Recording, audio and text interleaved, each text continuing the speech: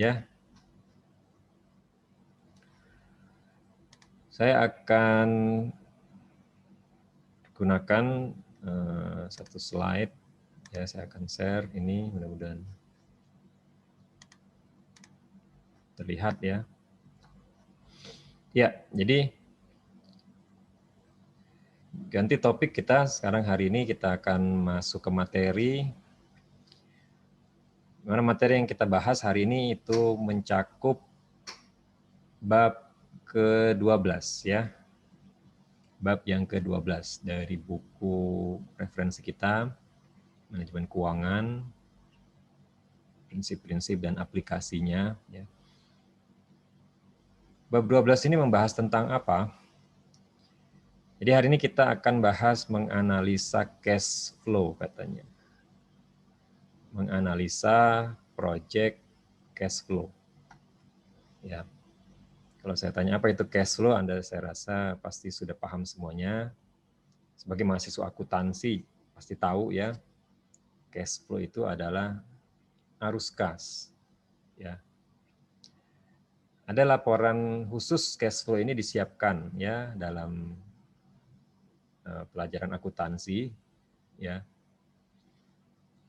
Di mana cash flow ini ya merupakan salah satu elemen penting bagi perusahaan gitu kan ya. Salah satu elemen yang bisa dibilang penting bagi perusahaan. Perusahaan meskipun dia sudah punya informasi profit, tapi dia masih butuh lagi informasi cash flow kan gitu. Sehingga muncullah selain income statement dibuat juga cash flow statement. Ya, apa bedanya profit sama cash flow? Dan bagi mahasiswa akuntansi, dua hal ini sudah pasti akan kentara ya perbedaannya. Sudah ngerti lah ya perbedaannya, paham lah ya. Profit itu akrual Pak, ya cash flow ya cash basis ya, itu aja udah beda Pak ya. Ya, saya rasa ini pemahaman ini pasti otomatis ya muncul di mahasiswa akuntansi dan itu menunjukkan kalau Anda sudah memahami konsep ini ya. Nah sekarang kenapa kok kita belajar lagi cash flow di sini? Cash flow project di sini katanya. Ya, cash flow project itu berperan penting ya. Ini saya skip bagian ini sudah tadi ya.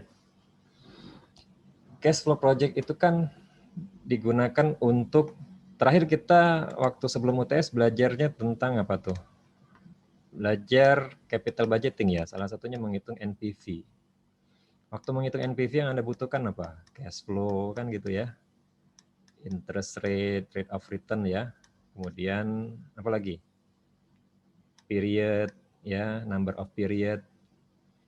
Nah, kita perlu informasi-informasi ini kan untuk menghitung NPV. Kalau nggak ada informasi ini kan nggak bisa dihitung NPV, betul nggak? Ya. Jadi artinya ada peranan penting materi yang mau kita bahas hari ini, cash flow ini untuk menghitung NPV gitulah ya, hubungan langsungnya, directnya. Dan nanti ini memang ya demikian tujuannya yang ada di buku ini, bahwa project cash flow itu nanti digunakan untuk menganalisa investment decision, tepat atau tidak investment decision, atau layak atau tidak ya gitu kan, layak atau tidak investment decision yang mau kita ambil gitu ya. Kalau layak ya diambil, kalau tidak layak ya ditinggalkan, dicari project lain yang lebih layak gitulah ya. Itu dasarnya ya dari cash flow. Nah, selama ini cash flow itu kita tetapkan ya seadanya saja gitu loh. Ada cash outflow di awal mungkin ya. Terus ada cash inflow. Ini angka-angkanya kita plot saja gitu kan, seadanya saja gitu. Kira-kira gitu yang kemarin sudah kita lakukan. Nah, hari ini kita akan mendetilkan lagi cara untuk menentukan cash outflow dan cash inflow ini nih. Sehingga nanti hasilnya nilai ini tidak sekedar angka-angka yang asal jadi gitu ya, tapi angka-angkanya itu bisa dipertanggungjawabkan. Itu kira-kira. Jadi itu hubungannya materi hari ini dengan materi sebelumnya. Jadi project cash flow yang kita bahas di bab 12 ini sebetulnya tadi saya bilang masih ada keterkaitan dengan materi bab 11. Jadi materi bab 11 itu jangan sampai Anda lupakan gitu ya, karena akan diulang walaupun tidak kita bahas detil lagi bab 11 karena sudah selesai gitu ya, sudah diujikan juga, sudah Anda kerjakan evaluasinya, Anda seharusnya sudah mampu ya untuk menggunakan MPV, IRR, PI, apalagi discounted payback period ya, terus apalagi EAC ya. Nah, semua itu sudah diajarkan semua teknik perhitungannya. Tinggal nanti Anda sudah menguasai teknik-teknik itu, sekarang Anda perlu untuk memperdalam cara untuk menentukan cash flow-nya. Dan hari inilah kita akan bahas ya, diskusikan. Ya, jadi project cash flow-nya terkait dengan NPV dan kawan-kawan tadi ya. Oke, saya lanjut nih. Ya, ini tadi sudah saya bahas, cash flow associated with launching our investment. Tadi jelas saya hubungkan langsung dengan NPV-nya tadi ya. Terus kalau kita lihat, kita perhatikan ketika membuat analisis NPV yang kemarin-kemarin sudah kita lakukan, NPV itu kan cash flow-nya panjang gitu kan ya, minimal 2 periode paling tidak, ya enggak? Atau lebih bahkan, bisa lebih panjang, karena kalau 2 periode saja mungkin masih ya gampang lah, itu tidak pakai NPV pun masih mampu lah ya, pebisnis yang berpengalaman. Nah, tapi kalau yang lebih panjang itu kan butuh perhitungan. Nah, butuh kita meng-create periodisasi ya cash flow itu. Ada yang dibikin periode awal ya, periode awal itu initial outlay ya, IO. Kemudian dilanjutkan dengan periode cash flow berikutnya, cash flow 1, cash flow 2, ya kan gitu, cash flow 3 ya. Dan seterusnya. Ya, sampai dengan berapa kira-kira perencanaan cash flow-nya ke depan. Nah, aliran cash flow ini kalau kita bagi periodisasinya itu sebetulnya bisa dibagi hanya meliputi 3 ya. 3 klaster gitu ya. Yang pertama adalah klaster awal, klaster di mana dimulainya investasi untuk project tadi ya. Kalau kita bicara project itu diawali dengan investment on project-nya itu sendiri ya. Yang kedua adalah periode beroperasinya project itu, dan yang ketiga ada periode terminasi project-nya. Jadi ada 3 periode ini. IOT. Initial, operating ya, saya pakai singkatan, ini singkatan dengan terminologi yang relevan di sini, operating, dan terakhir terminal atau terminasi ya. Terminasi itu endingkan ya, mengakhirkan atau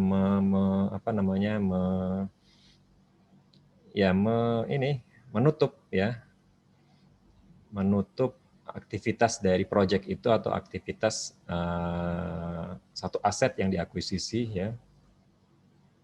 Bisa bermacam bentuk nanti kegiatannya, bisa terminasi itu asetnya dijual, dibuang juga boleh kalau memang sudah tidak terpakai ya, atau dialihkan ke pihak lain ya. Tapi intinya tiga hal ini nanti yang terlibat ya.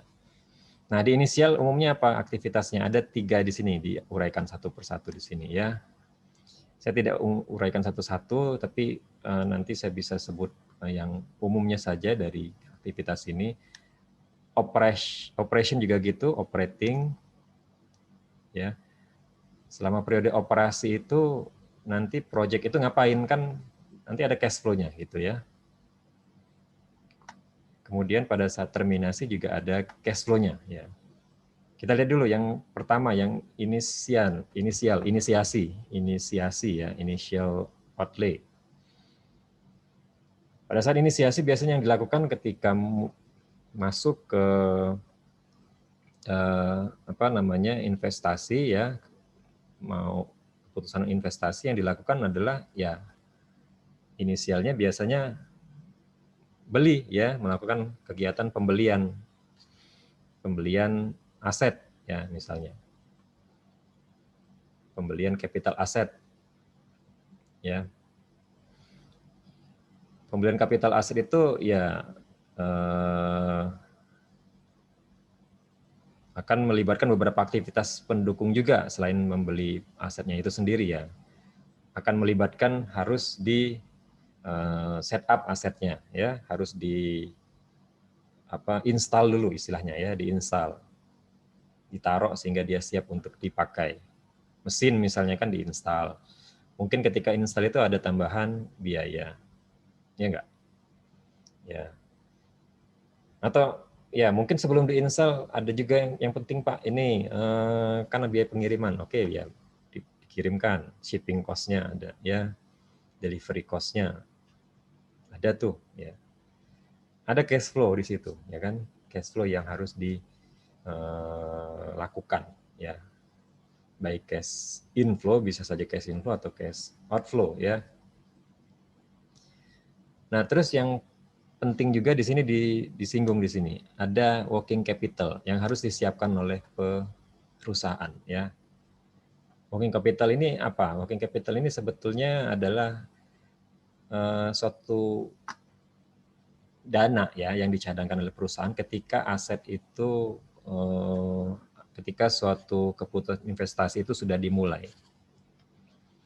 Jadi working capital ini gunanya adalah sebagai, kalau di istilah bisnis itu buffering-nya ya, buffering karena penggunaan suatu aset. Ini lumrah ya, lazim terjadi di penguasaan aset apapun ya, baik bisnis maupun non bisnis. Ya. Jadi ini akan diperhitungkan juga sebagai bagian dari ya cash flow-nya yang diperhitungkan ya di bagian inisial ya, di bagian inisial. Walaupun mungkin saja nanti working capital itu sebetulnya akan berguna ya sepanjang pemakaian aset itu. Sepanjang pemakaian aset itu kan mungkin durasinya ya kalau 5 tahun ya sepanjang 5 tahun itulah ya penggunaan working capital-nya ya. Ya sebenarnya bisa saja. Tapi sebagai simplifikasi di model ini kita akan kumpulkan semua nilai working capital itu di awal ya, di inisial. Di bagian pertama inisiasi investment-nya. Sehingga nanti pada saat operasi kita hanya fokus di penilaian cash flow operasi, kita hanya fokus ke yang namanya ya cash flow dari pengoperasian aset tersebut gitu. Setelah asetnya dipasang tadi, ya kita masuk sekarang beralih ke yang kedua di sini operating ya. Setelah asetnya terinstall dengan baik, terus apa yang dilakukan? Aset itu nanti kan mengenerate revenue gitu ya, dia menghasilkan produk, ya kan? Dia bisa mencetak produk, gitu kan? Ya, atau membantu kita untuk mendapatkan revenue. Misalnya kalau aset itu ternyata adalah sepeda motor misalnya nih ya, aset itu berguna untuk membantu saya mendapatkan penghasilan, misalnya sewa pengiriman barang gitu aja kan ya, sewa antar jemput orang misalnya ya kan gitu, dia menjadi revenue generating ya, revenue generator gitu ya. Nah, di luar dia create revenue kan pasti ketika pemanfaatan aset itu muncul komitmen yang namanya pengeluaran biaya-biayanya kan gitu ya. Ada expense-nya. Kalau pakai kendaraan motor tadi ada expense-nya minimal bensin lah gitu ya, harus dikeluarkan. Itu harus dihitung nanti. Dikompensasikan atau istilahnya di-matchingkan kalau di istilah laporan keuangan ya, matching principle ya. Nah, mungkin saya ya nggak akan sering-sering pakai istilah akuntansi lah, karena ini bukan pelajaran akuntansi ya. Nanti akuntansi biar sendiri nanti yang dibahas di sana ya. Tapi memang sangat relevan dengan akuntansi. Ini kan tadi saya bilang nanti akan kita lihat bahwa di sini kita menggunakan data-data akuntansi. Salah satunya apa? Profit, ya. Nanti akan dibikin menjadi cash flow. Gimana caranya? Ya mirip seperti membuat cash flow statement dari profit. Ya, harus direkonsiliasi, ya. Dan yang lain-lain, ini saya rasa ada expense, ada tax-nya. Tax kalau tadi kayak Anda punya motor, tax-nya apa? Tax-nya ya bayar tiap tahun kan harus memperpanjang pajak kendaraan kan itu harus dibayar tuh. Kalau enggak ya ditilang nanti ya.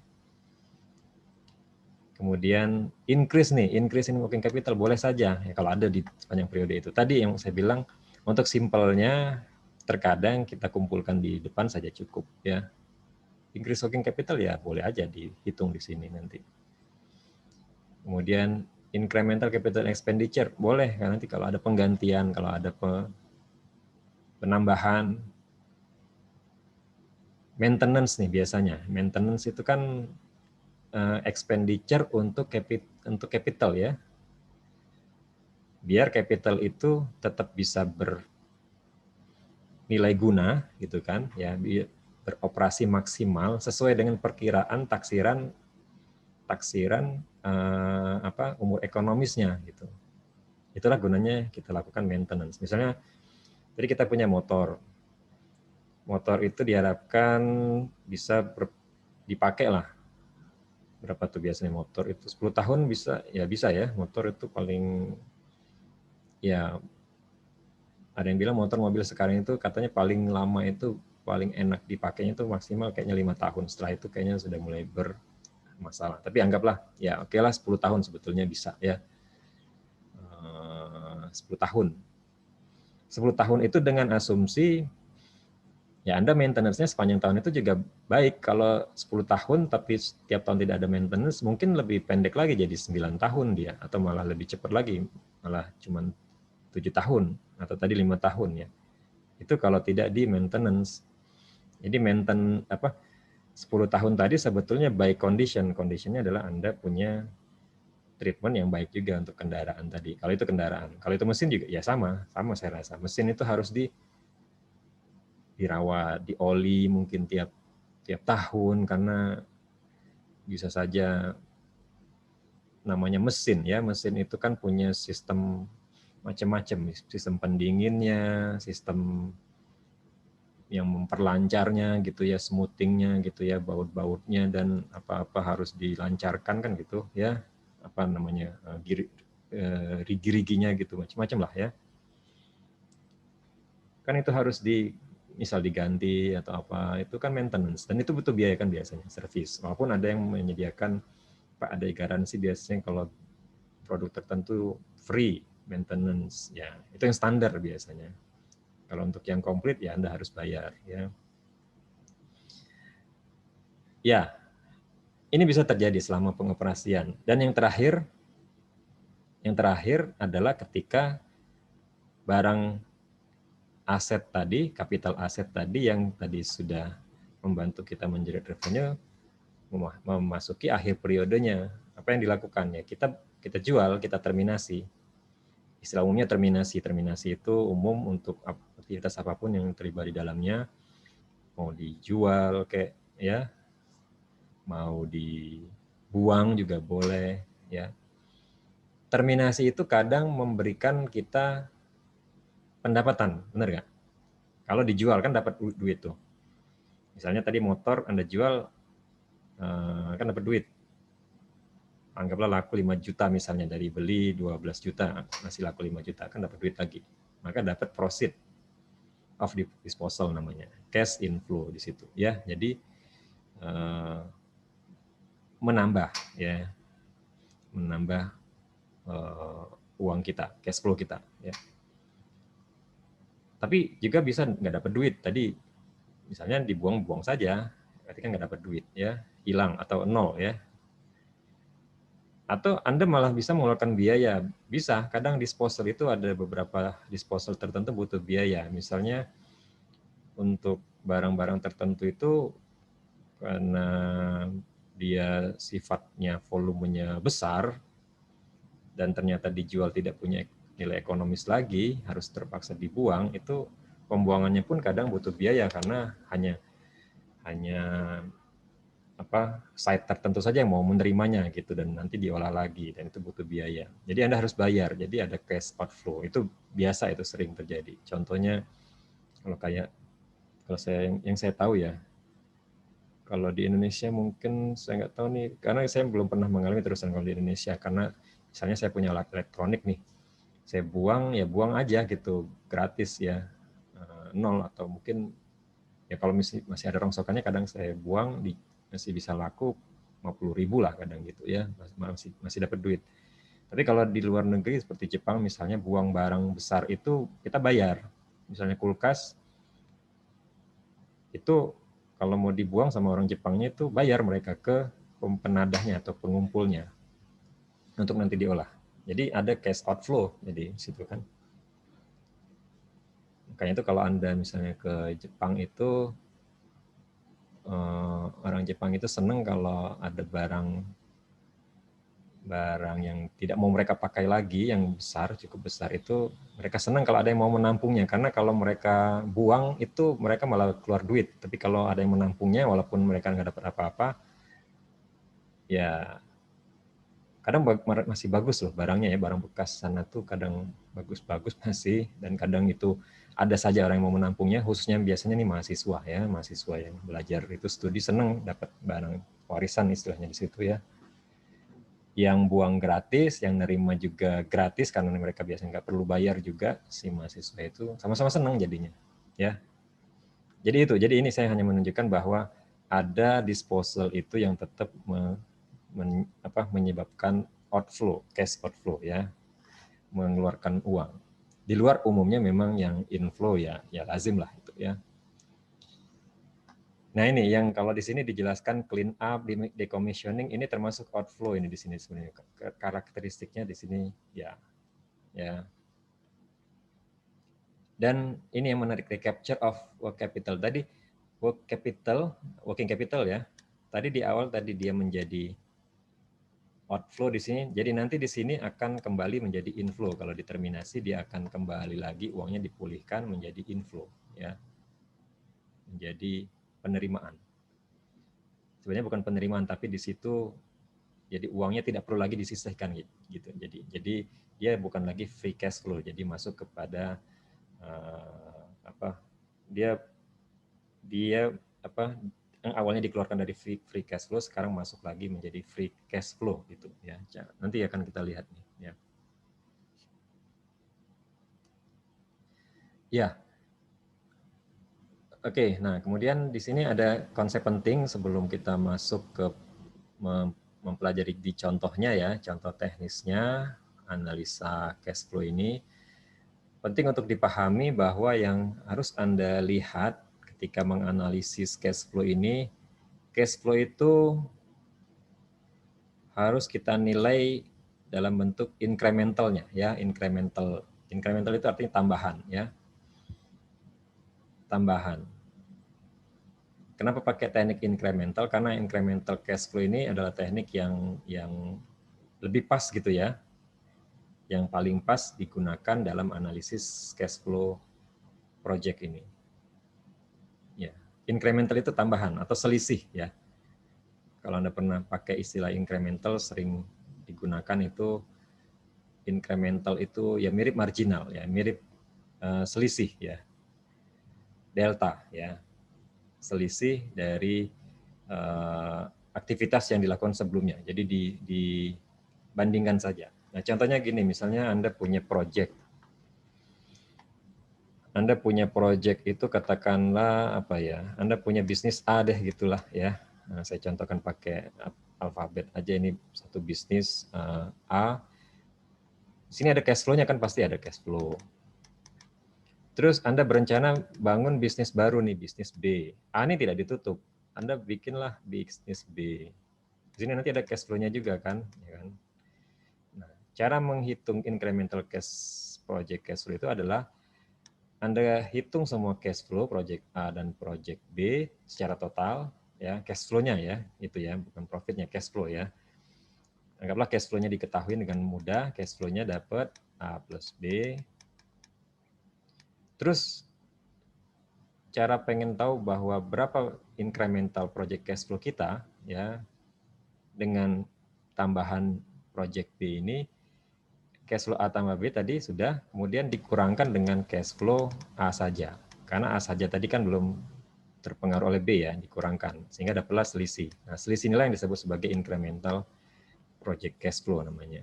Ya, gitu. Jadi cara menghitungnya teknik incremental, selisih, deviasi, atau ya boleh dibilang kalau dia positif surplus lah namanya ya, surplus cash flow-nya. Oke, nah ada banyak faktor ya yang harus dipertimbangkan dalam menghitung nilai incremental tadi. Harus dipikirkan juga isu sangkosnya ya. Sangkos tahu ya, sangkos itu biaya yang sudah terjadi. Ini di cost accounting ini biasanya muncul ya pembahasan ini. Jadi sangkos itu contohnya saya kasih contoh saja, misalnya biaya riset ya, biaya riset dan pengembangan untuk satu proyek. Misalnya Anda punya bisnis kopi lah katakanlah, Anda punya riset kopi misalnya nih, riset kopi di awal sebelum bisnisnya dimulai Anda riset dulu, ternyata biaya risetnya 10 juta. Nah maka 10 juta itu dianggap sebagai sangkos di model proyek Anda ya, gitu. Artinya sangkos ini adalah komponen biaya yang nanti akan dikecualikan ya dalam perhitungan incremental tadi. Ya, jadi ada beberapa angka-angka yang bisa diperhitungkan sebagai incremental, tapi ada angka-angka yang dikecualikan karena memang sifatnya, sangkos ini termasuk sifatnya dia termasuk kategori biaya yang tidak relevan untuk analisis incremental ya gitu. Karena dia sudah terjadi tadi ya. Kan biaya riset itu 10 juta tadi di awal, sudah selesai misalnya tahun ini biaya riset, tahun depan Anda mulai jalankan gitu bisnis kopinya gitu ya. Nah, maka biaya sangkos tadi ya tidak perlu dihitung sebagai mungkin cash outflow pun, jadi ya bisa saja tidak masuk perhitungan. Nanti kita lihat posisinya nanti dalam teknik perhitungannya ya. Tapi secara umum penjelasannya adalah bahwa sangkos itu adalah biaya yang tidak relevan untuk dimasukkan dalam analisis incremental ya. Begitu juga nanti biaya yang terkait overhead ini, karena biaya overhead ini biaya tidak langsung ya. Ada overhead yang bisa dikaitkan dengan incremental cash flow tadi, ada juga yang tidak dimasukkan ya, tergantung kondisinya ya, tergantung ya tergantung biaya overhead-nya itu seperti apa gitu ya. Pernah juga saya contohkan biaya overhead yang tidak diperhitungkan itu, contohnya begini, misalnya overhead itu kan biaya tidak langsung ya. Overhead itu biasanya biayanya itu kan sulit diidentifikasi langsung dengan produknya. Kadang tanpa produk itu tanpa satu produk itu dihasilkan, dikerjakan, dibuat gitu ya, mungkin biaya overhead itu sudah terpakai sebelumnya. Nah, kalau demikian berarti biaya overhead-nya itu tidak relevan menjadi analisis incremental cost produk ya, seperti itu. Apa ya contohnya, misalnya biaya overhead itu biaya listrik lah ya. Nah, biaya listrik ini seperti apa situasinya, kan macam-macam ya. Misalnya katakanlah Anda seorang pebisnis nih, anggaplah punya bisnis, Anda punya satu gedung 3 lantai lah gitu ya. Lantai 1, lantai 2, lantai 3 gitu. Lantai 1, lantai 3 itu anggaplah sudah terisi nih, sudah disewa orang. Lantai 2 nih kosong. Ya. Lantai 1, 2, 3 itu punya Anda semua ya. Nah, lantai 2 kosong, terus Anda kepikiran, lantai 2 mau saya bikin restoran. Jadi ada tambahan project nih, restoran. Ya. Nah, kan nanti Anda analisis cash flow restoran ini. Ya, pertanyaannya cash flow-nya meliputi apa saja? inflow, ada outflow. Salah satu outflow-nya mungkin salah satunya biaya listrik. Misalnya saja nih, sepanjang belum dijadikan restoran, lantai 1, 2, 3 ini kan pasti dinyalain dong listriknya ya. Atau apa, ya paling tidak walaupun tidak nyala semua, 1, 2 lampu kan nyala. Artinya tidak sampai blackout sama sekali kan gitu. Karena kalau blackout ya mungkin akan kesannya jelek juga ya, satu gedung ada blackout-nya gitu. Jadi tetap nyala gitu. Jadi tidak ada restoran lampu tetap nyala. Artinya apa? Dia sebagai overhead cost ya mungkin sudah ada sebelum restoran ini dibangun.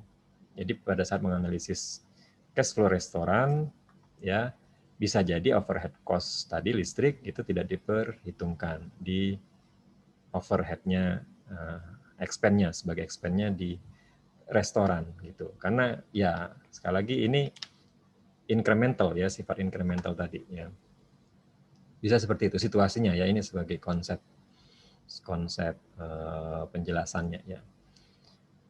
Terus ada faktor synergistic effect juga nih, apa nih synergistic effect ya. Bahwa perlu dipahami ketika kita melakukan investment, tadi contohnya investment itu bisa bentuknya adalah meng-create bisnis baru ya. Investment itu meng-create bisnis baru. Misalnya Anda awalnya punya bisnis A, terus meng-create bisnis B.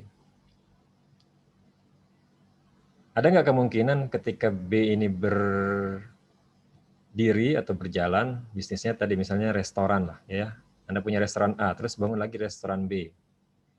Tempatnya nggak jauh tuh, cuma beda 1 kilo lah ya, 1 kilometer A, B. Kira-kira apa yang terjadi dengan cash flow restoran Anda A dan B inilah ya.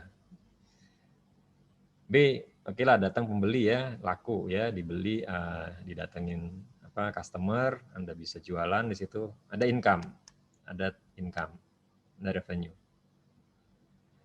Mungkin nggak revenue A jadi turun nih, gara-gara orang yang tadinya sebelum ada restoran B kan harusnya beli ke restoran A, tapi ketika ada B mungkin lebih dekat B jadi beli ke B gitu. Jadi akhirnya restoran B revenue-nya jadi turun gitu. Mungkin ya. Nah, ini disebut namanya sinergistik yang negatif ya. Yang efeknya negatif, menurunkan cash flow ya. Tapi ada juga yang sebetulnya bukan malah turun, tapi begitu B dibikin, malah naik, melonjak gitu ya cash flow-nya. Bisa saja kan cash flow revenue-nya. Apa contohnya? Kalau tadi kami contoh restoran, oke, logis ya, saling ada yang naik, ada yang turun gitu ya. Kalau yang naik-naik apa nih? Biasanya dipakai oleh, saya sering mengambil contoh di dunia otomotif nih, sering menggunakan teknik ini ya, sinergistik yang positif nih. Jadi kalau ada sinergistik yang negatif, ada yang positif. Yaitu di mana ketika ada produk baru diperkenalkan, maka produk lama ikut naik penjualannya. Misalnya motor tadi. Motor biasanya orang kalau ke Honda, katakanlah saya ambil contoh merek Honda. Kalau ke Honda belinya ya Supra misalnya ya. Suatu saat penjualan Supra kan pasti mandek tuh, orang bosen, masa modelnya gitu-gitu aja gitu ya. Akhirnya sama Honda dikeluarkan produk baru, namanya apa tuh? Saya nggak hafal merek-merek terbaru Honda itu banyak sekali ya. Vario mungkin ya, ada ya kayak gitu ya. Dikeluarkanlah model Vario misalnya. Ya orang tentu tertarik, wah Vario nih baru nih, bagus. Datanglah ke dealer, di showroomnya Honda ya, gitu kan, ke dealer gitu. Begitu datang ke dealer kan pasti akan di dealer itu dipajangin juga yang si Supra tadi. Lihat Supra, oh Supra kayaknya oke juga ya. Nanya-nanya ternyata menyenangkan, awet katanya dan seterusnya. Akhirnya tadinya pengen lihat Vario tapi malah belinya tetap siapa tadi Supra. Jadi Supra naik penjualannya. Tapi yang tetap mau beli Vario masih banyak ya. Jadi akhirnya dua-duanya tetap bisa naik. Nah, itu disebut dengan sinergistik yang positif ya. Jadi artinya itulah pentingnya kita menggabungkan tadi ya, project cash flow tadi digabungkan baru nanti dikurangkan, bukan hanya ditambahkan dengan kenaikan si satu segmen bisnis tadi saja. B saja kalau Anda apa yang susah-susah ditambah semuanya, kan kenaikan cash flow saya itu kan hanya dari saya mendirikan bisnis baru ini. Oh, belum tentu. Ini catatannya. Bisnis baru itu bisa saja dia generate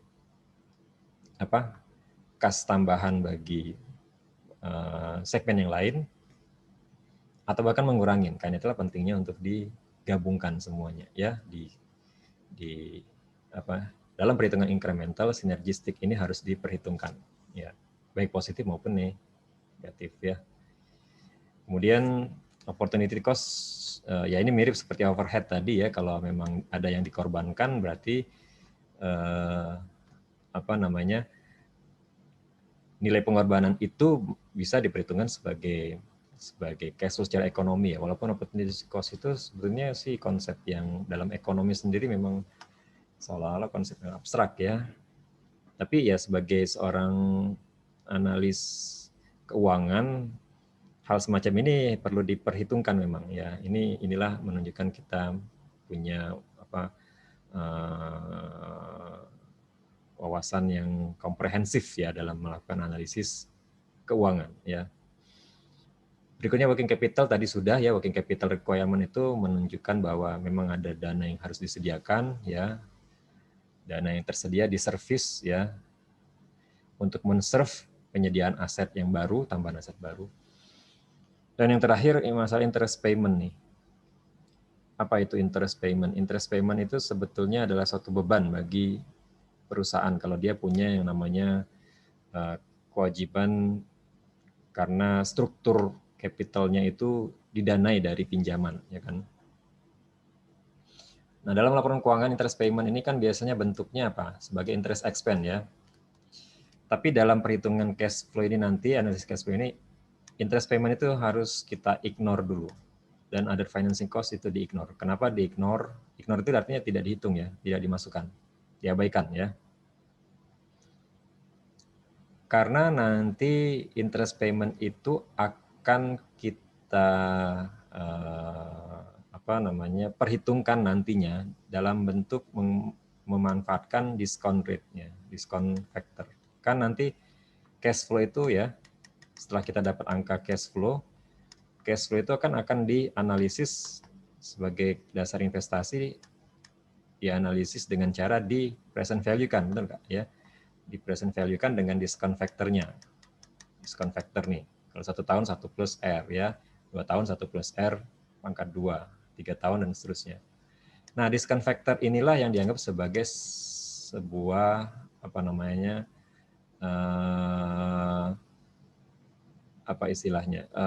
jadi perhitungan, ya, perhitungan cost, ya, cost dari interest-nya, ya, cost dari interest. Jadi kalau kita mengurangkan interest expense di sini, ya, di dalam cash flow yang kita siapkan angkanya di sini, ya, ini sudah kita bersihkan dari interest expense, berarti akan kita potong lagi, kita diskon lagi dengan diskon factor-nya ini, berarti dianggap kita mendiskonnya atau memotongnya atau menghitungnya itu dengan cara, ya, kita double counting gitu, ya. Double counting itu penjelasannya, ya. Jadi kenapa di sini interest payment itu nanti akan kita lihat di teknis perhitungan, nanti akan kita lihat. Teknis perhitungannya nanti memang tidak memunculkan interest expense sebagai pengurang. Pengurang apa nanti? Pengurang profit, ya. Nanti kan cash flow itu dihitung dari profit. Profit is the source of the bukan source of value, ya. Source perhitungan cash flow. Source awalnya, ya, gitu, ya. Ya. Nah, oke. Jadi dengan kondisi-kondisi tadi, kalau kita terjemahkan dalam bentuk rumus, inilah rumusnya, ya. Jadi free cash flow itu dimulai dengan menghitung atau dimulai dengan menggunakan angka apa? Tadi sudah saya singgung, terakhir profit. Jadi mirip seperti Anda mau rekonsiliasi profit menjadi atau net income menjadi cash flow statement ya. Tapi jangan khawatir tidak serumit cash flow statement karena di sini unsur-unsurnya juga lebih simpel, lebih sedikit ya. Jadi dari profit nanti yang perlu kita lakukan untuk mendapatkan cash flow nanti adalah profit itu dihitung dengan teknik perhitungan profit seperti biasa ya, net income seperti biasa. Hanya tadi pengecualian apa? Pengecualian tadi ingat ignore interest payment. Berarti profit itu tidak di dalamnya tidak mengurangkan apa? Interest expense. Ya. Sekali lagi nanti ada contohnya di belakang ya. Di setelah ini ya. Tapi nanti tetap mengurangkan tax. Karena tax tadi saya ambil contoh dengan model motor tadi, tax itu kan kewajiban yang harus dibayarkan. Tapi menghitung profit nanti harus menghitung depresiasi nggak Pak? Iya.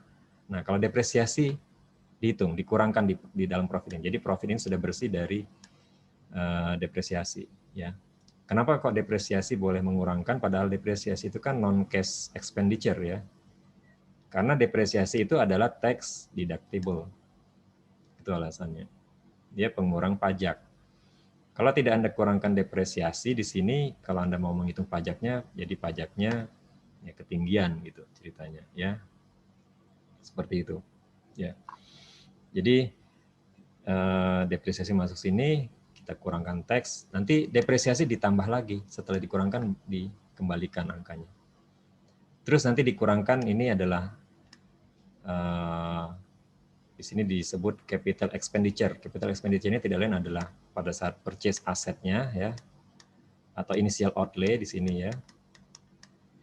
Dan ingat tadi di apa namanya di tabel yang awal tadi di slide ini ditayangkan bahwa selain initial outlay itu meliputi nilai pembelian asetnya, juga di dalamnya ada penambahan working capital ya, yang disiapkan untuk menservis si aset tadi ya, melayani penyediaan uang yang cukup ya untuk penggunaan aset ya, penggunaan si investment tadi. Oke, nah ini mungkin bisa Izin saya. bertanya Pak, Ya silakan, silakan. di rumus tadi net income profit, net operating income-nya harus profit itu Pak. Kalau nggak profit gimana ya Pak? Ya profit itu maksudnya loss gitu atau apa? Iya, kalau kalau misal loss juga termasuk ke rumus ini atau enggak Pak? Ya kalau loss ya gini, ini kan prediksi, forecast ya, future financial statement. Kalau saya jawab loss boleh nggak? Boleh-boleh aja. Tapi sebetulnya kan nggak ada gunanya kalau kita menghitung loss ya untuk jadi apa pro forma. Karena ini kan forecast gitu. Jadi ya umumnya sebetulnya profit gitu ya Mas Altos ya tadi. Gitu. Tapi kalau mau loss sebetulnya sih bisa, tapi kan nggak ada guna ngitung loss untuk cash flow prediction gitu ya. Gitu. Terima kasih Pak. Ya. Ya, jadi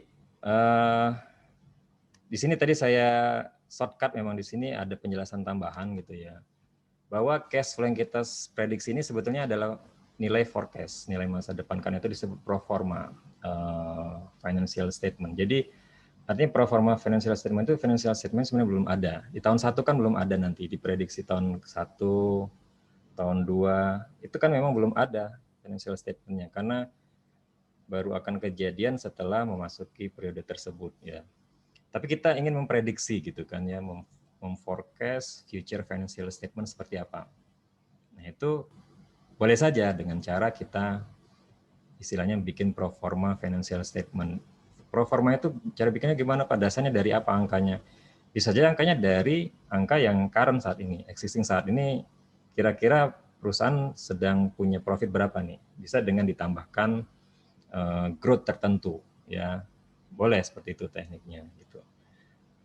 Atau kadang juga ya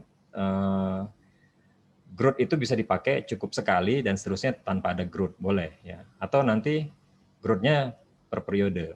Ya, yang lazim atau yang dicontoh sederhana yang nanti yang awal-awal akan kita pelajari itu tanpa growth dulu memang biasanya ya. Itu boleh 0% growth-nya ya. Seperti itu. Jadi memang profit di sini adalah pro forma ya, gitu ya, pro forma financial statement. Oke, saya lanjut ya.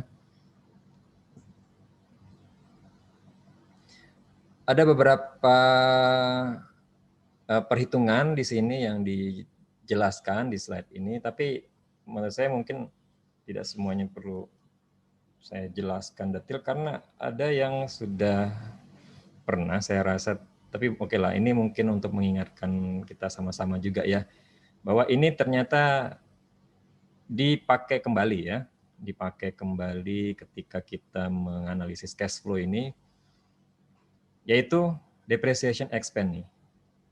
Cara menghitung depresiasi di sini ya. Nah, saya rasa di cara menghitung depresiasi semua sudah menguasai ini. Saya oke lah saya paham semua sudah mengerti konsep ini ya. Jadi ini hanya pengulang saja gitu ya. Jadi ketika ada depresiasi ini yang biasa kita lakukan kan biasanya menghitung nilai belinya gitu ya, harga belinya plus kemudian beberapa biaya-biaya tambahan tadi. Kalau ada shipping ya diperhitungkan, shipping itu pengiriman ya. Kemudian kalau ada setup-nya, instalasinya diperhitungkan ya. Sehingga nanti aset itu dihitung nilainya yang siap pakai ya. Nilainya siap pakai ya. Misalnya ini 500 gitu kan, ditambah biaya-biaya tambahan ya 50 situ. Terus kita kurangkan apa nih? Kalau nanti dia punya nilai residu, nilai sisa ya. Di sini ternyata misalnya 25.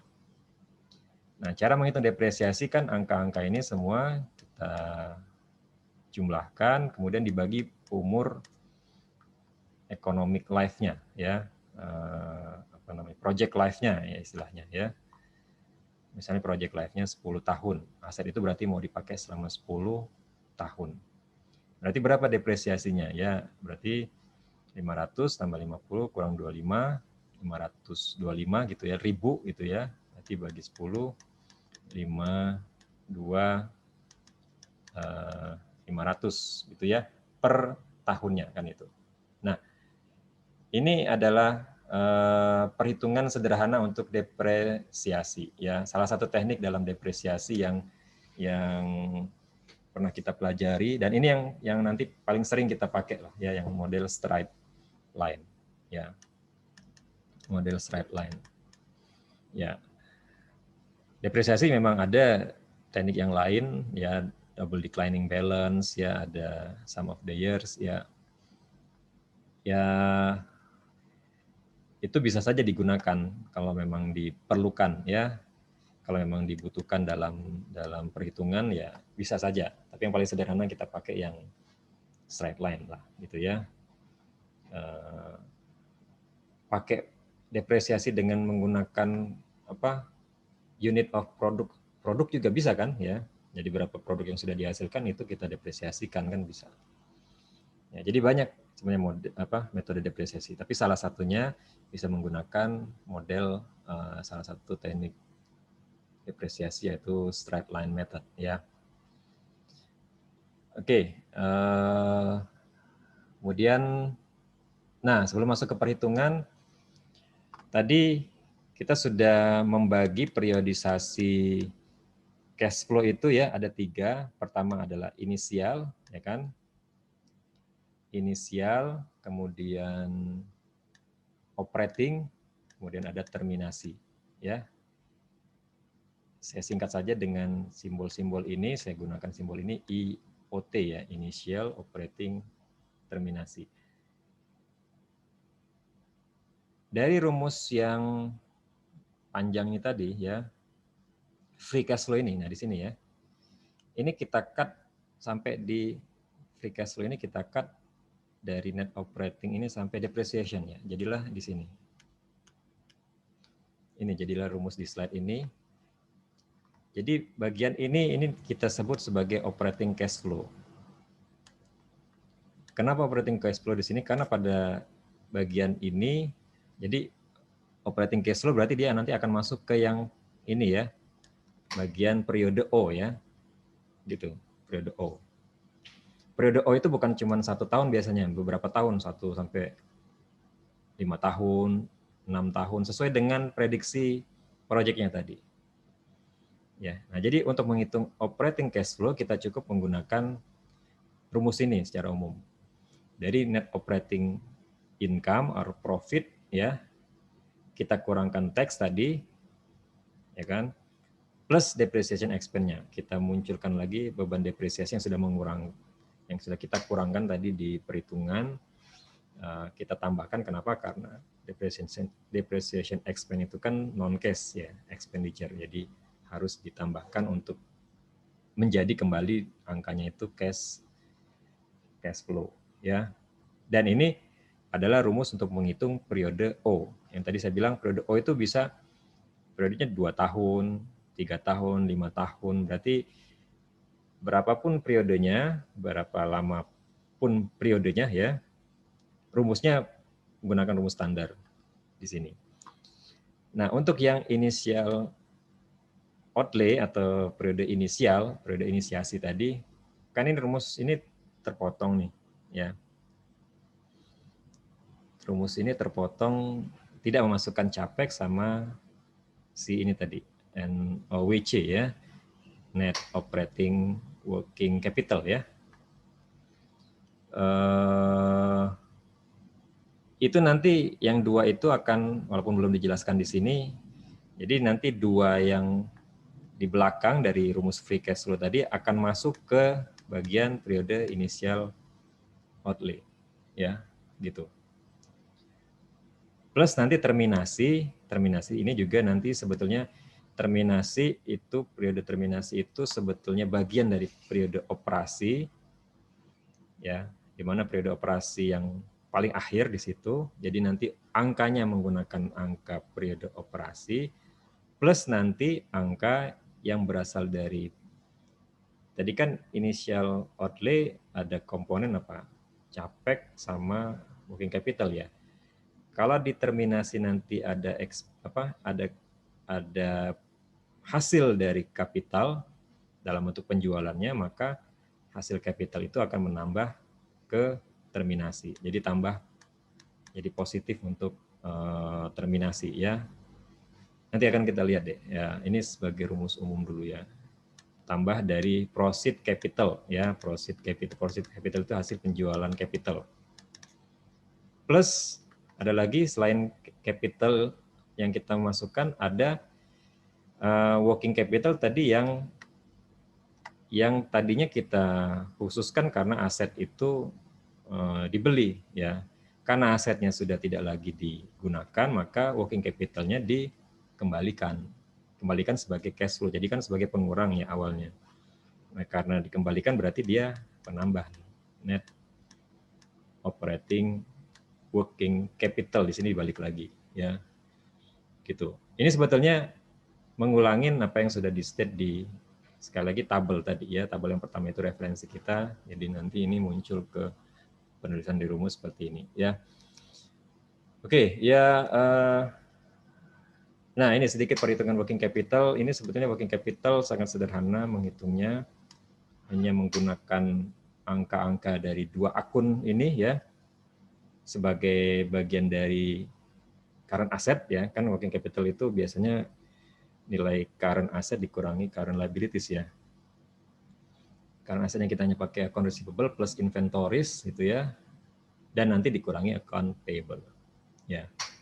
Kalau pakai angka seperti ini perhitungannya ya, ada angka account receivable 60.000, 36.000 dikurangin account payable 18.000 jadi 78.000 ya, 78.000.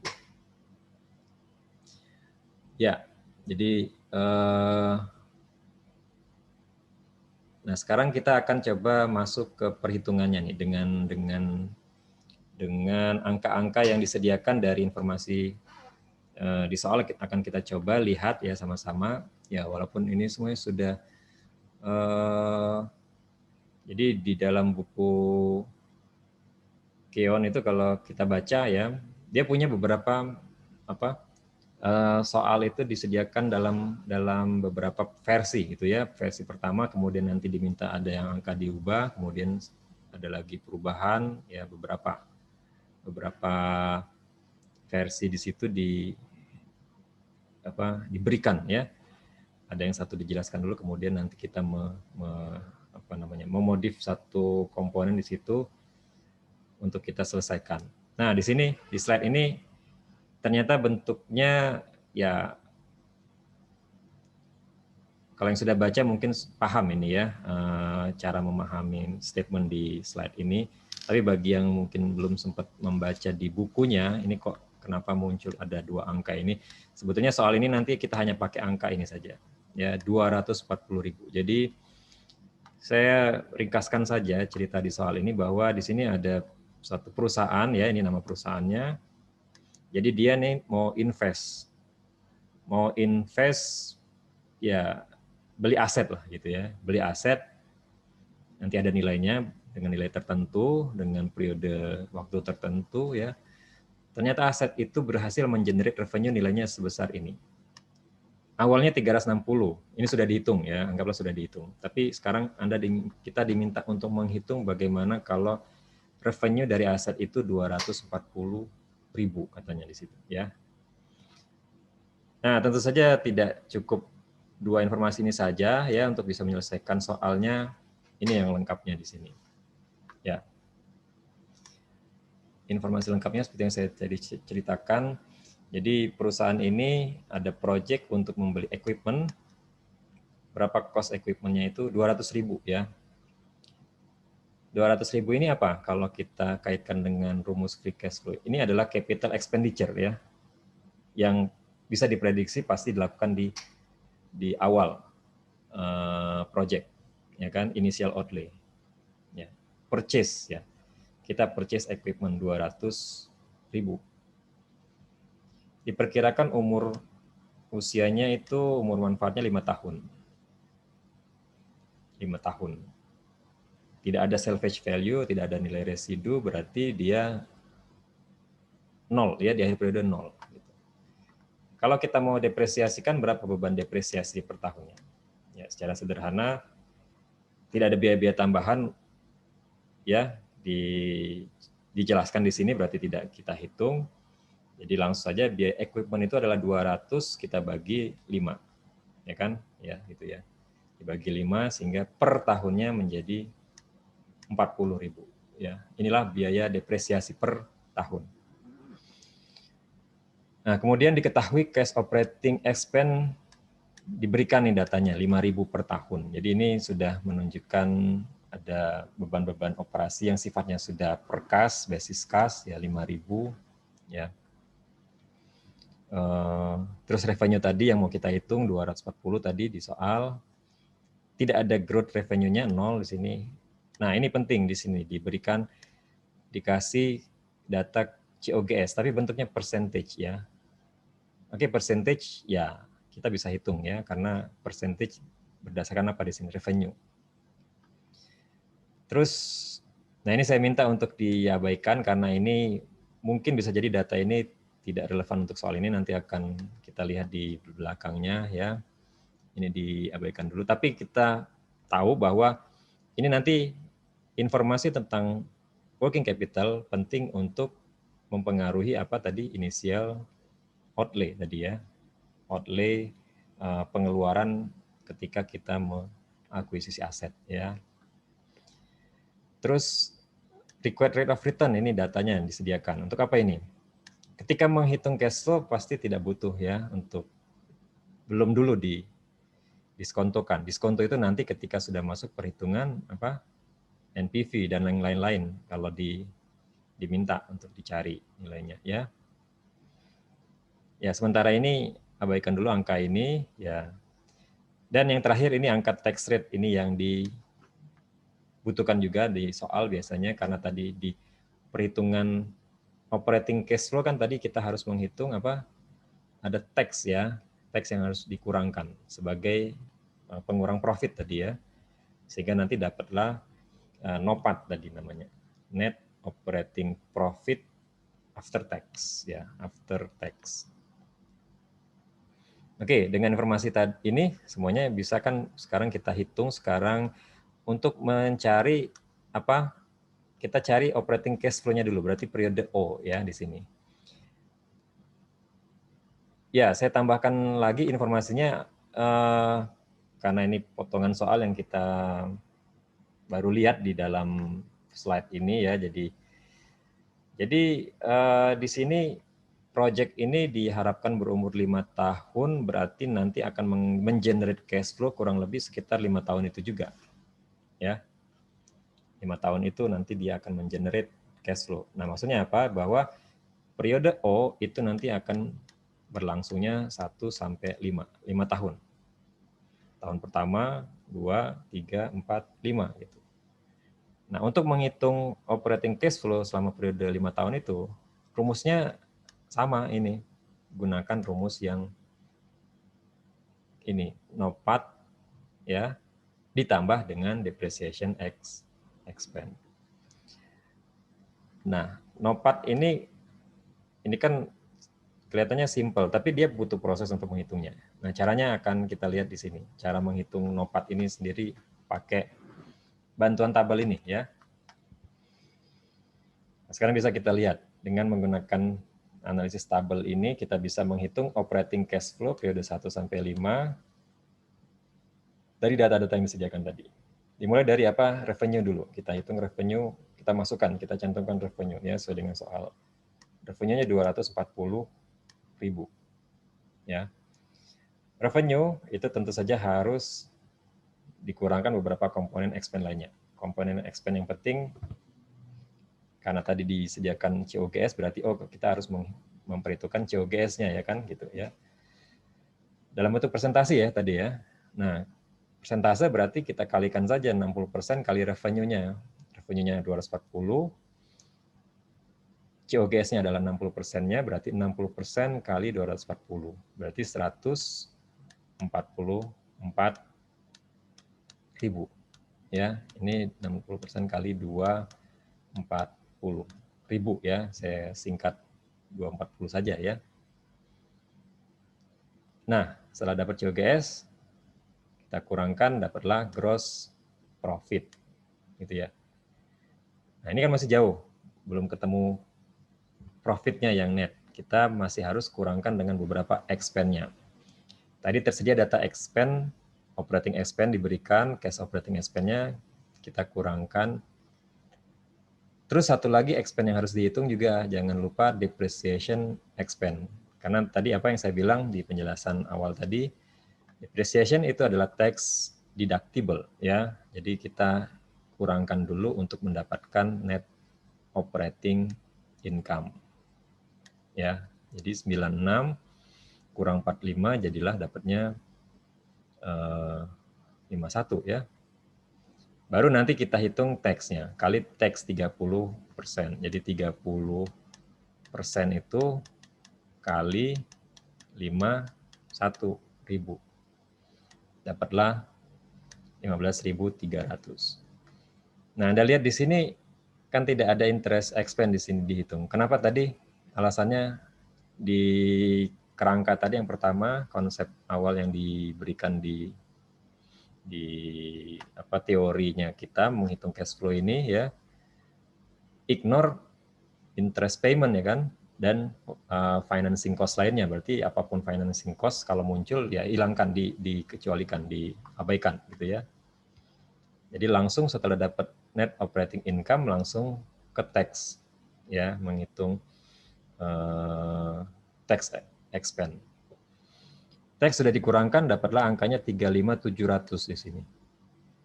Nah, ini belum cash flow-nya ya, belum langsung jadi cash flow di sini. Dia baru NOPAT tadi ya.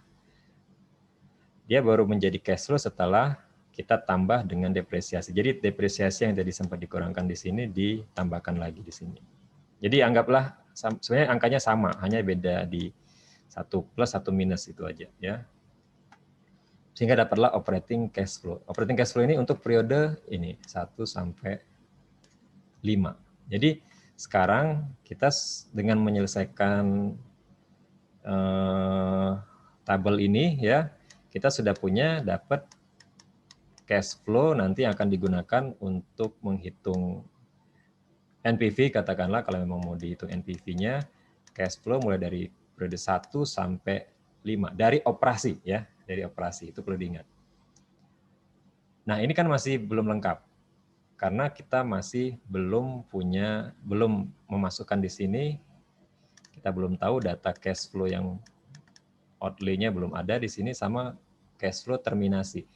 Cash flow terminasi itu kan karena periode proyeknya sampai 5 tahun, berarti sebetulnya ada di cash flow tahun kelima ya. Ada di cash flow tahun kelima.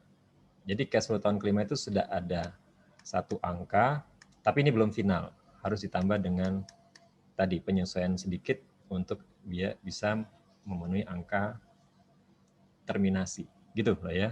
Itu caranya. Nah, sebenarnya sudah makin mudah karena tinggal sedikit ya. Ini saya bisa skip tadi ini karena tadi saya bilang soal ini tuh sebetulnya punya versi lengkapnya yang di buku tadi, cuman karena dipotong jadi informasi beberapa di sini kalau tidak membaca bukunya mungkin akan tidak bisa menangkapnya ya. Jadi ini sudah kita, nah ini saya bilang tadi ya, kalau mau dihitung NPV sudah bisa nih tersedia datanya. Hanya kurang ini belum kita hitung tadi ya, sama cash flow tahun kelima ingat harus di adjust ya. Nah, caranya gimana? Ini ternyata di bagian ini ada tambahan informasi. Working capital-nya pakailah angka 70.000 katanya. Jadi bukan 78 tadi ya, makanya tadi saya minta di skip angka 78 yang di awal tadi. Terus nanti working capital ini tahun kelima akan dikembalikan karena tahun kelima itu si asetnya tadi ternyata mau di dispose tadi ya, terminasi ya. Kemudian juga diskon rate-nya pakai yang 15%, bukan 20 tadi ya. 20 tadi yang di informasi soal itu dipakai di cerita lain di bukunya ya. Oke, jadi dengan tambahan ini tinggal kita lengkapin, ini akan memenuhi unsur untuk IO ya kan, inisial, operating, dan ini terminasi. Ya. Inisial itu meliputi pembelian aset tadi kan ya.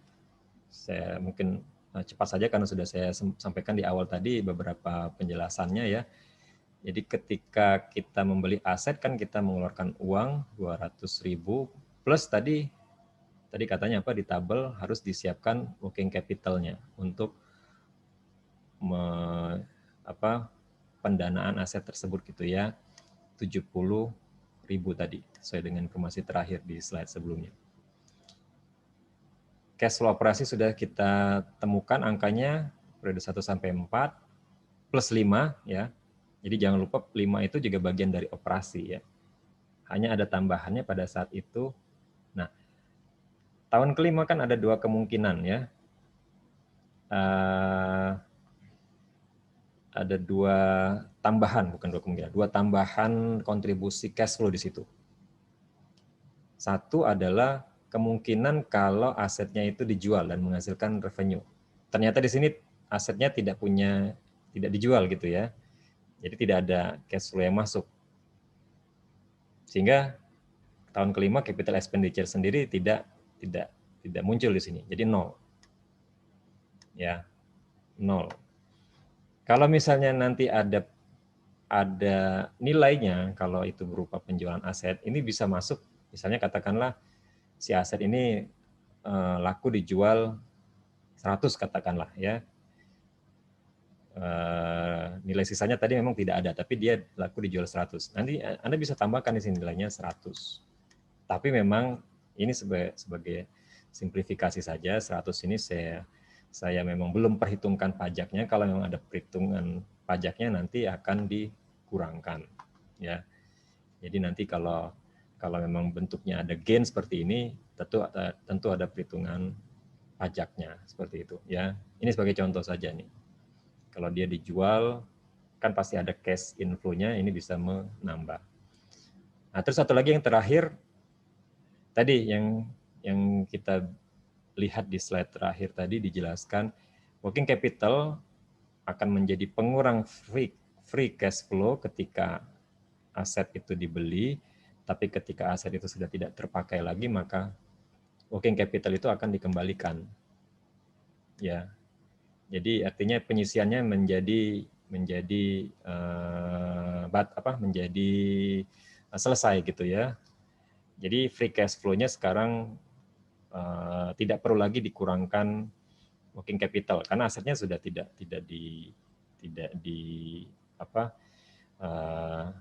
dipakai lagi ya, tidak digunakan lagi kan gitu.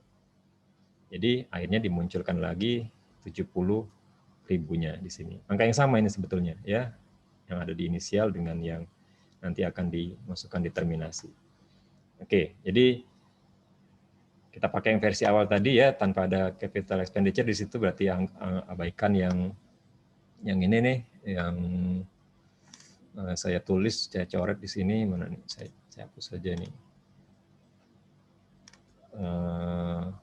Ini ya, saya kembalikan.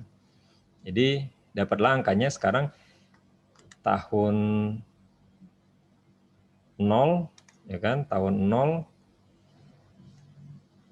ini ada pengeluaran, ada cash flow, cash outflow 270.000, tahun 1 sampai 4 ada 75.700 tadi dengan perhitungan di operating cash flow tadi ya. Dan yang terakhir periode terminasi ada cash flow sebesar 145.700, yang mana angka itu berasal dari operating cash flow ditambah dengan pemulihan tadi ya, pemulihan net working capital. Ya. Dikembalikannya angka net working capital sehingga dia menjadi bagian dari free cash flow lagi ya. 145.000. Nah, barulah nanti dengan angka ini sudah lengkap, kita bisa hitung ulang, kita hitung untuk NPV-nya. Ya kan? NPV menggunakan rumus NPV sebagaimana biasa, mau pakai tabel TVM boleh ya. Mau pakai Excel juga boleh, silakan karena sudah tersedia angka cash flow-nya di sini. Ini tadi yang saya sebut, angka-angka ini sudah sekarang lebih valid sekarang, walaupun masih prediksi ya, karena nanti kan sifatnya tadi pro forma ya kan gitu, forecast ya, future income statement ya, forecast financial statement. Tapi forecast ini jauh lebih valid saya rasa karena berdasarkan perhitungan yang cukup detail tadi ya, gitu ya, sehingga nanti angkanya pun ketika dapat NPV nih positif nih ternyata, oh ternyata ini jauh lebih bermanfaat angka ini ya, jauh lebih bermanfaat untuk dasar pengambilan keputusan perusahaan ya gitu. Ya. Oke, ya jadi seperti itu ya sudah sekalian, project cash flow itu jadi kita mendetilkan gini ya, sekali lagi ceritanya mendetilkan arus kas yang selama ini sudah kita perhitungkan sebagai bagian dari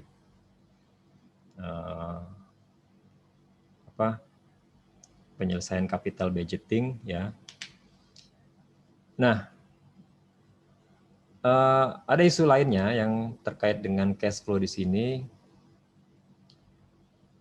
Ada dua isu ya. Satu, pengaruh inflasi kepada arus kas. Bagaimana kalau kita mau memperhitungkan inflasi dalam arus kas? Boleh nggak Pak? Ya boleh saja, kalau dikasih informasinya cara menghitung inflasi tinggal kita ya gunakan angka inflasi gitu ya. Gunakan angka inflasi, kemudian nanti angka inflasi itu kita kalikan, kita apa namanya, kita kalikan dengan harga gitu ya, atau dengan cost produksi juga bisa ya. Terus nanti baru kita hitung revenue dan COGS bisa. Ini seperti ini salah satu contohnya. Ini bisa, ini kalau ada inflasi. Kalau mau menghitung inflasi pada cash flow-nya. Kalau tadi kan tidak ada inflasi yang diperhitungkan sebelumnya. Ya nggak apa-apa karena memang tidak diperhitungkan inflasi.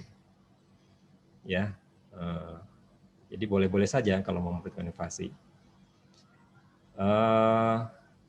Inflasi dengan tanpa inflasi nilai gunanya gimana, Pak? Ya sebenarnya sama, ya tergantung. Inflasi itu kalau relatif kecil sebetulnya tidak jauh beda dengan perhitungan tanpa inflasi, ya. Tapi kalau relatif tinggi inflasinya, maka ya bisa dikatakan lebih valid kalau kita memperhitungkan inflasi. Gitu aja, ya ini masalah keekonomian, ya. Nah, terus ada juga yang bertanya bagaimana kalau mau pakai yang diskon faktornya tanpa pengaruh inflasi? Boleh juga. Kalau diskon faktornya mau dibebaskan inflasi berarti pakai real interest rate. Ya kan? Dimana real interest rate itu adalah nominal interest rate-nya dikurangi dengan inflasi. Ya, seperti itu. Jadi angka inflasi ini biasanya digunakan yang mana angka inflasi? Biasanya angka inflasi kan yang dipublish oleh pemerintah, ya, government itu bisa dipakai ya seperti itu. Jadi kalau tentang apa diskon factor lebih simpel ya caranya dengan menggunakan rumus ini. Rumus ini kan rumus yang sudah pernah kita bahas di bab apa tuh tentang penilaian obligasi pada saat itu ya. Ini adalah rumus yang diperkenalkan oleh Fisher ya, rumus Fisher effect ya. Jadi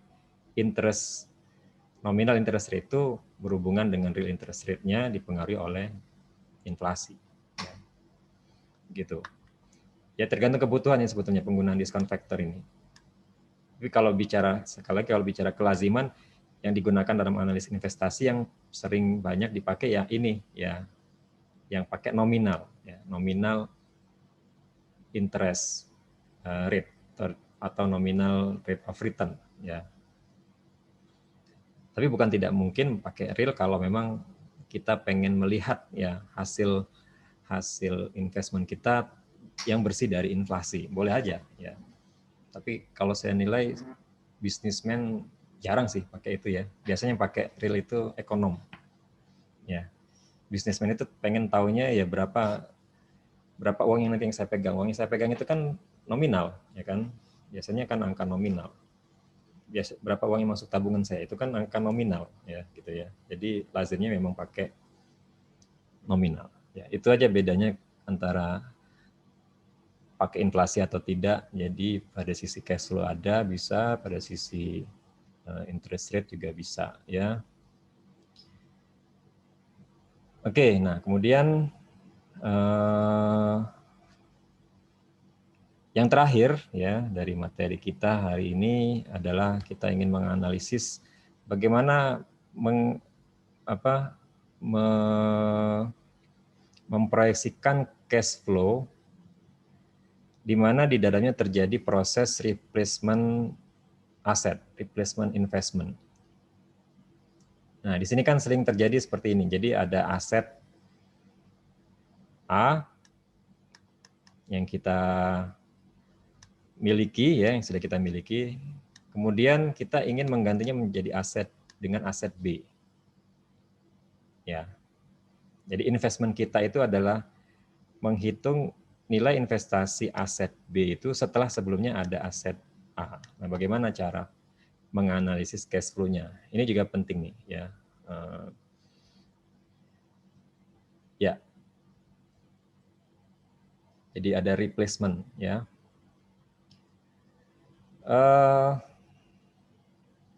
Rumus umumnya masih tetap sama. Nah, ini tadi yang saya bilang kalau ada pengaruh tax itu nanti bisa memperhitungkan selisih penjualan aset. Nanti akan muncul di sini perhitungannya di bagian kedua ini ya.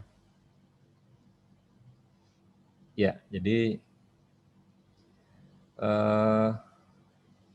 Kita akan langsung lihat saja di sini ya. Jadi tadi sudah saya singgung, model replacement investment itu biasanya ceritanya seperti ini ya. Jadi kita sudah punya aset awal sebelumnya, terus nanti ada kejadian di mana kita ingin memproyeksikan cash flow dari aset yang baru, new mesin.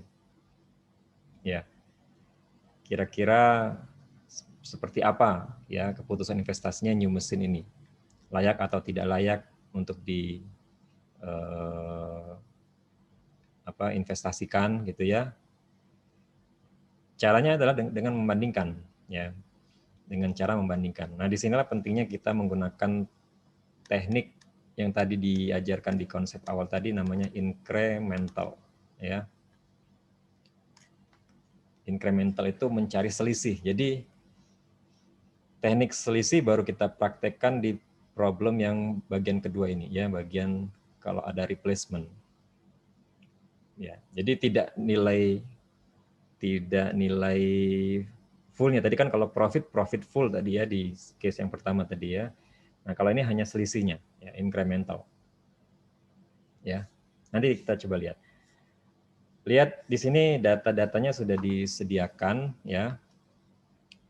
Summary data dari problem ini disediakan. Di sini misalnya ada data tentang defect ya. Defect yang berhasil dikurangi. Kalau pakai mesin lama itu defectnya 70.000. Defect tahu ya, defect itu cacat produksi ya.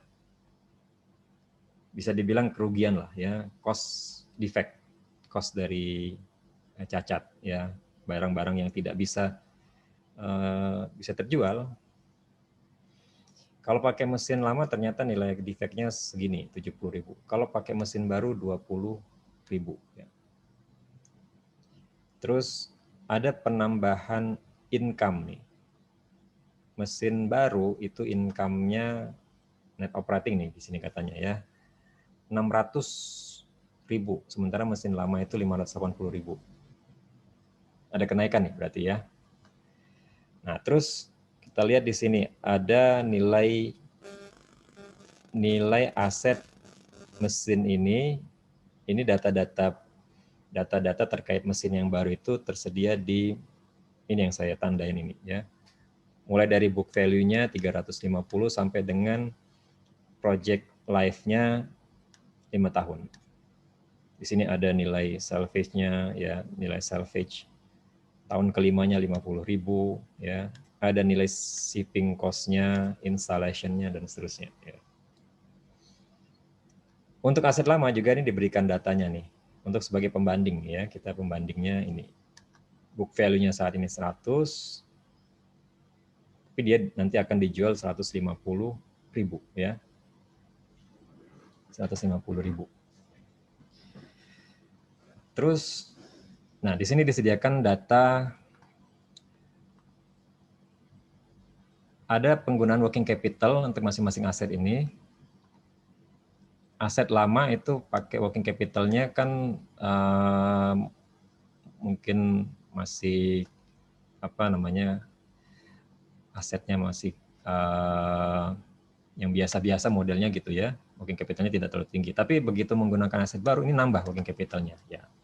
Boleh mungkin asetnya agak sedikit modern nih barangkali ya, jadi bisa saja disediakan dana lebih atau dia memang produktivitasnya lebih tinggi jadi perlu atau memang meng-create hasil yang lebih, working capital yang lebih di situ ya.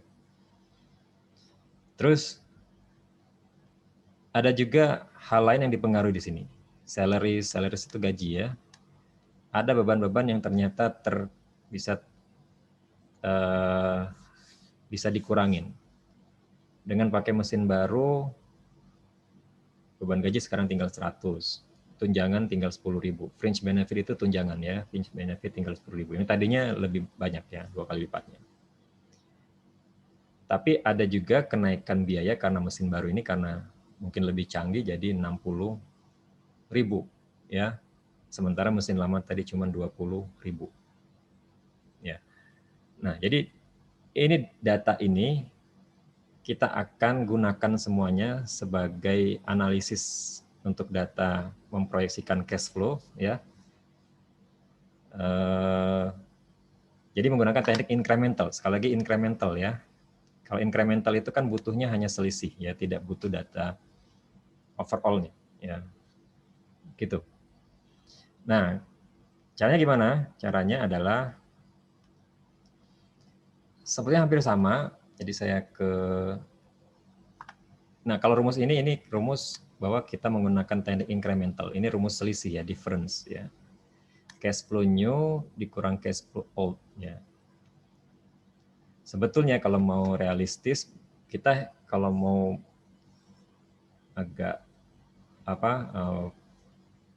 mulainya dari awal banget ya, tadi menggunakan teknik yang pertama tadi yang sudah kita pakai, itu bisa dihitung satu-satu ya, cash flow old-nya berapa, cash flow new-nya berapa. Tapi kan ya itu terlalu panjang ya, terlalu jauh ya. Jadi kenapa tidak kita gunakan selisihnya saja sesuai dengan yang tadi tersedia datanya ya. Nah, rumus yang dipakai sebetulnya tetap masih menggunakan formula free cash flow yang sama, membedakan antara inisial, operating, sama terminasi. Tadi hanya bedanya inisialnya akan kita cari. Selisihnya tadi ya, ini juga selisihnya, ini selisihnya. Incremental gitu ya, masing-masing incremental. Sekarang kita lihat nih, ini perhitungannya seperti ini ya. Ya, ini bisa kita mulai dengan perhitungan yang I-nya dulu, periode I. Periode I ini berarti periode 0 ya, tahun 0. Periode I itu apa yang kita keluarkan. Periode I itu adalah ketika new mesin itu mulai dibeli ya. New mesin itu mulai dibeli untuk menggantikan old machine ya. Pada saat membeli new mesin ini harga-harganya 350, 20, 30. Nah, saya cut dulu sampai di installation cost karena ini yang relevan untuk langsung ke capex-nya ya, capital expenditure. Jadi bahwa new mesin itu harganya adalah 400.000. Ya. Nah, hanya karena dia mungkin tadi yang saya bilang di deskripsi soal tadi ya, mungkin lebih canggih sehingga butuh working capital. Dan tadi kan terbukti di data ada kenaikan working capital. Oke, kita bisa tambahkan tambahan working capitalnya untuk disisihkan ya, untuk men-serve si mesin baru ini. Sehingga dapatlah angka cost total new mesin itu 420.000 gitu ya. Nah, ini belum selesai nih, karena ketika new mesin dibeli, old machine tadi kan ceritanya akan dijual tuh ya. Old machine akan dijual karena tidak dipakai lagi kan, karena hanya menggunakan satu mesin saja, mesin yang baru saja, mutually eksklusif ini ya. Mesin baru saja yang harus dioperasikan, karena kalau mesin lama juga dioperasikan kan redundant ya. Dan juga tadi Anda lihat defect-nya juga lumayan ya. Ada defect dia. Jadi udah diganti sama sekali, berarti dia dijual. Nah, dijual berapa? 150.000. Ini dapatlah uang masuk ke kita. Tapi ingat bahwa ini mempunyai konsekuensi nilai jual ini ada gain ya, karena apa tadi nilai bukunya kan 100 ya enggak. Tapi bisa dijual 150. Berarti ada gain 50. Nah, itu gain itu akan dihitung pajaknya. Ya, dihitung pajaknya sebesar gain dikali tax rate-nya, berarti dibayarkanlah pajaknya 15.000 ya, 50.000 kan, kali 30%, 15.000. Sehingga net penjualan mesin lama adalah 135. Ini apa? Ini inflow ya. Nah, jadi pada saat mesin lama dijual ada inflow, sementara mesin baru tadi kita mengeluarkan uang outflow kan gitu ya. Outflow, sehingga harus dinetkan juga. Dinetkan 420 dengan 135 dapatlah 285. Ya. 285.000. Ya, jadi di periode inisial ada cash flow sebesar 285 5.000 dan ini perhitungannya ya.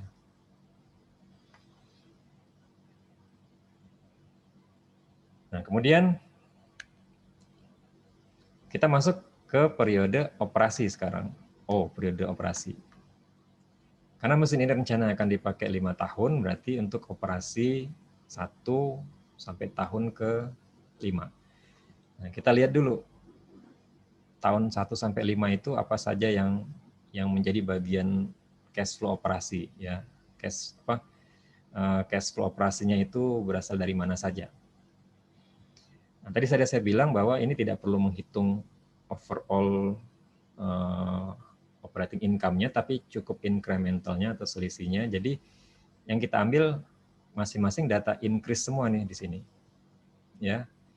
Satu increase in operating income. Tadi kan operating income-nya naik dari 580 ke 600, ya kan gitu ya. Berarti ada increase 20.000. Itu dari tahun 1 sampai tahun 5, kan gitu. Nah, terus ada hal lain lagi yang nanti mempengaruhi income kita akibat penggunaan mesin baru. Apa itu? Salaries tadi kan berkurang, ya kan gitu. Fringe benefit kurang, reduce defect berkurang. Nah, ini konsekuensinya apa? Ke laporan keuangan. Karena dia mengurangi nilai-nilai ini, berarti dia akan menjadi penambah gitu ya, penambah. Tadi kan salaries kalau pakai mesin lama 200, pakai mesin baru 100, berarti ada penghematan atau penambahan 100. Jadi kita cantumkan 100 ya. Defect tadi ini tadi saya tulis saja ini 200 dikurangi 100 gitu ya. 200 mesin lama, 100 ini mesin baru. Terus ada defect. Defect itu tadinya mesin lama 70, mesin baru 20. Jadilah 50 ya. Fringe benefit dari 20 ya kan 20 ya tadi ya. Mesin baru 10. Jadi ada kontribusinya bagi income menambah 10.000. Sudah semua kan ini sudah ada hal-hal yang menambah income kita gabungkan semua di sini sehingga di total 180.000 ya. Gitu ya. 180.000. Ini adalah untuk cash flow operating ya. Operating cash flow. 1 sampai 5 ya. Nah, pertanyaannya apakah sudah pasti 180.000? Kita lihat lagi tadi kan ada, ini belum selesai ya. Ada beberapa yang juga mempengaruhi menurunkan cash flow itu. Salah satunya maintenance, ya enggak? Karena maintenance tadi kan naik dari 20 menjadi 60 ya. Nah, itu berarti mengurangi, ini mengurangi. Jadi mengurangi 40.000 ya. Jadi kalau saya salin kembali 180 tadi saya pindahkan ini di sini ya. Jadi analisis outflow-nya ada di halaman di sini sekarang. Nah, terus di sini ada increase depreciation. Depreciation ini dari mana? Ada naik 50.000. Mesin baru tadi kan 350, ya enggak? Ditambah instalasinya 50, dikurang residual value-nya 50. Terus mau kita depresiasikan berapa lama? 5 tahun. Berarti kita depresiasikan 350 tambah 50 dikurang 50, 5 tahun, berarti per tahunnya berapa? 70 ya. Ini mesin baru. Nah, mesin lama kalau dia masih dipakai, tadi depresiasinya berapa? Kan masih ada book value 100. Masih bisa dipakai 5 tahun. Berarti setahunnya akan menghasilkan depresiasi 20. Kalau masih dipakai, tapi kan tidak dipakai, digantikan. Berarti digantikan itu kita cari incrementalnya ya. Incremental kenaikan depresiasinya, selisih depresiasi. Lebih tinggi yang mesin baru. Selisih dari 70 dengan 20, maka ada kenaikan 50.000 beban depresiasinya ya dengan menggunakan mesin baru ya, sehingga kita kurangkan. Nah, jadi ya sudah semua ini ya. yang outflow-nya sudah kita perhitungkan, inflow tadi 180 kita kurangkan 40, kurangkan lagi 50 sehingga dapat 90.000 nilai cash operating income-nya, ya kan gitu ya. Operating income-nya 90.000. Kita kalikan dengan tax rate-nya 30% kali ini 90.000. Dapatlah 27.000. Kita bayar dulu nih pajaknya. Ya. Dikurangi, kemudian dapatlah nopatnya. Inilah nopat incremental. Sekali lagi ini incremental. Semua proses ini kan incremental ya. 63.000 ya. 63.000 udah nopatnya. Terus ingat harus dikembalikan depreciation tadi 50.000, yang ini tadi 50, kita masukkan lagi 50. Sehingga dapatlah 113.000. 63 plus 50 113.000 ya, 113.000. Ini adalah operating cash dari periode 1 sampai periode 5. Nah, karena periode 5 itu adalah periode terminasi, maka dia akan dipengaruhi dua faktor lainnya yang akan terjadi di situ. Kalau ternyata asetnya ada yang dijual, akan diperhitungkan nilai jualnya, ya. Sorry, yang ini. Atau kalau dia ya tidak dipakai lagi pada tahun itu, berarti working capital-nya kan dipulihkan, dikembalikan, ya. Nah, tadi kan kita sudah memasukkan working capital di awal 20.000 ya, kenaikannya tadi. Ini karena tahun kelima sudah tidak pakai lagi aset baru ini, 20.000-nya kita balikin. Terus CAPEX ini tadi kan ada residual value ya. Anggaplah residual value itu adalah nilai mesin baru tadi, dia mampu bisa dijual di akhir tahun kelima itu ya, bisa dijual dengan harga yang sama dengan residunya, anggap saja di situ ya. Anggaplah berarti 50.000 nilai salvage-nya, dan itu bisa dijual seharga demikian.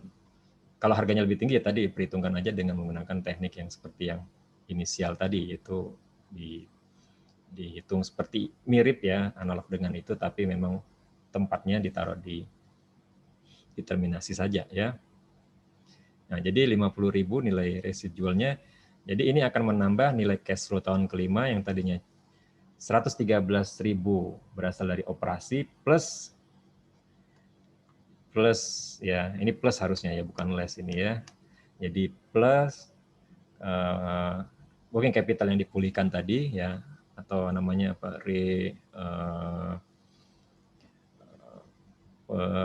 apa, pengembalian lah gitu ya, apa istilahnya, reimburse gitu ya, reimburse, di reimburse kembali si working capitalnya 20.000, dan capex-nya dijual tadi, capital expenditure-nya bisa capitalnya bisa dijual, capital asset-nya bisa dijual 50.000. Jadi total tahun kelima 183.000.